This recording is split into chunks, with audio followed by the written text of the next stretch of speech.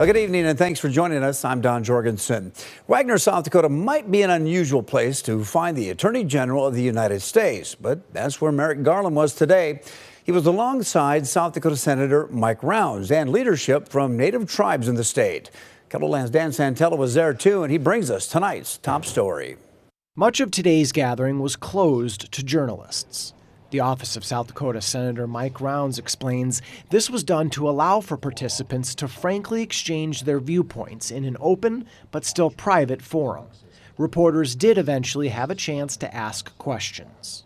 We appreciate the Attorney General for coming out here to Great Sioux Nation lands and meeting with the tribes directly. I'd like to thank Attorney General Garland for coming, the highest law enforcement officer in the United States, to be here and listen to the tribal leaders. It's unfortunate we didn't get more time, but I think every tribe here got to speak their concerns. Federal funding, or lack thereof, also had leaders' attention. For his part, Rounds says federal dollars are unfairly distributed.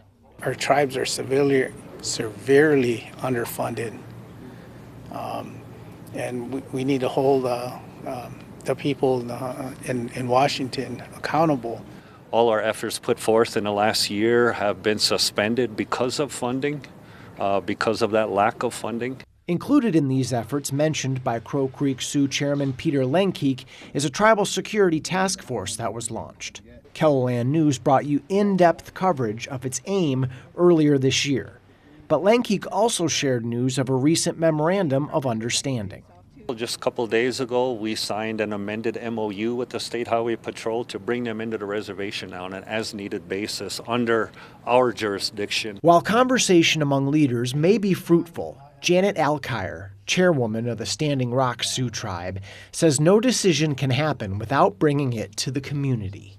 Because of the issue of always, having the lack of law enforcement and our people not feeling safe, even bringing this conversation to them, they're leery of it. But collaboration without communication is tough, and this gathering at least launches a process. Definitely a beginning step here, so just honored to be able to host this. In Wagner, Dan Santella, Kettleland News. And we will have more from the tribal leaders as well as Senator Rounds for you on tomorrow on Kettleland This Morning.